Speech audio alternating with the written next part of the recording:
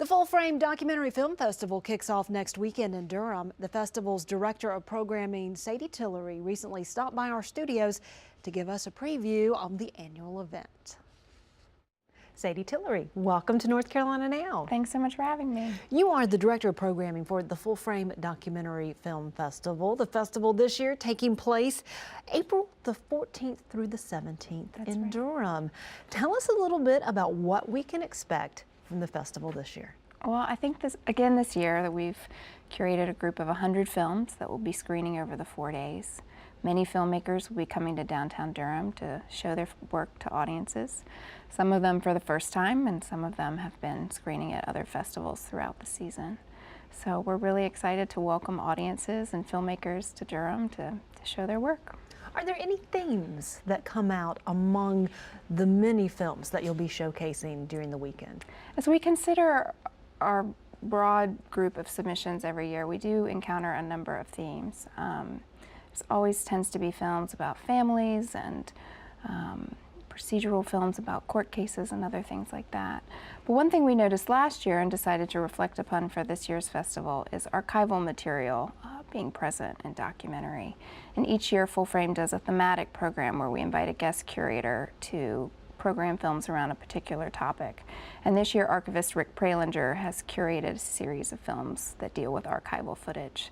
So we have 10 films screening at the festival that are looking at the ways archival footage can be used in innovative and new platforms. So that's a big theme that we're seeing, not only in the program that Rick has put together for us, but also in other new works that we've programmed for the festival. You also have a number of invited films that you showcase. Tell us about some of those films. Right, so we have the thematic program I just mentioned, and then the largest section of films at the festival is called New Docs. Those are all films that were completed in the last 2 years. There's 66 of those titles this year, and they're competing for a variety of different prizes. And then we have a slightly smaller program, the invited lineup that you mentioned, that has 19 films. And the films in invited are films that for various reasons we're screening outside of competition, in most cases so that we can have longer, more in-depth conversations with subjects and filmmakers after the film screen. So our opening night film, for example, fits into that category and some of our other programming. What will be that opening night film this year? This year we're screening a film directed by Julie Moggen. It's called Guilty Pleasures. It focuses on 5 characters from around the world who are each attached to romance novels in varying ways. It's a very colorful, fun, light movie, and we're excited to showcase it to audiences on opening night. We expect laughs and cheers. So. Each year you also invite a group of filmmakers who are honored with career awards. Who are some of the folks that are going to be honored this year with awards? This year a pair of filmmakers are being honored with our career award, Ricky Stern and Annie Sundberg. They've created a very strong body of work in their career together, albeit shorter than some of our other career award recipients. But The Trials of Gerald Hunt and last year's Joan Rivers, A Piece of Work, are 2 of their more prominent titles. And this year we're featuring the U.S. premiere of their latest film, which they co-directed with Nick Dunlop, that focuses on a man whose name is Myo Mint, who was a Burmese soldier turned pro-democracy advocate. And he now lives in Fort Wayne, Indiana, of all places, and he'll be coming for the U.S. premiere of the film in April in Durham. What do you strive to accomplish, not only by showing these films, but by the conversations that happen around them as well? I think our goal at the festival is to help filmmakers propel their own goals with their filmmaking, which is to help audiences understand other individuals' experiences of the world. And so, for instance, with the Burma Soldier program, by giving Myo Mint and the filmmakers an opportunity to really discuss their filmmaking process after the movie, we hope that that can expand upon what they're able to cover in the 90 minutes of their movie. One of the films that you will be showcasing is called A Good Man. Yes. It is a profile of choreographer Bill T. Jones. We know about it because it's going to be a part of the American Masters series that public television stations will be showing. It's targeted for broadcast in the fall.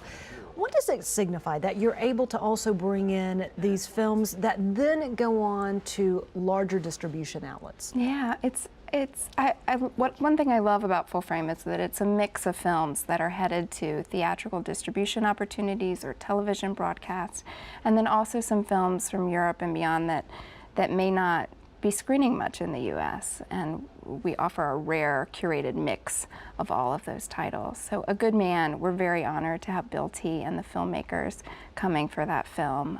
It's a world premiere screening at Full Frame, and we're just honored that we'll be able to show it and that he, as the subject, will be in attendance. Let's provide our audience with some logistical information. If they want to come down to Durham, April the 14th through the 17th, what do they need to know about getting tickets and choosing which films that they want to see? The best resource is our website, which is fullframefest.org. Advance tickets to the festival are on sale starting April 4th.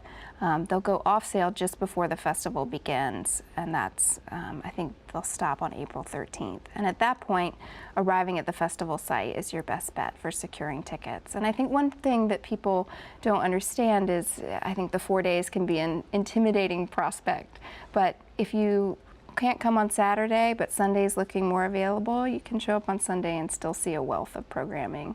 So I hope that folks will come and check it out. As someone who has seen many of the films that are going to be offered this year, what is the best reason for someone to come down and check out a film or maybe more?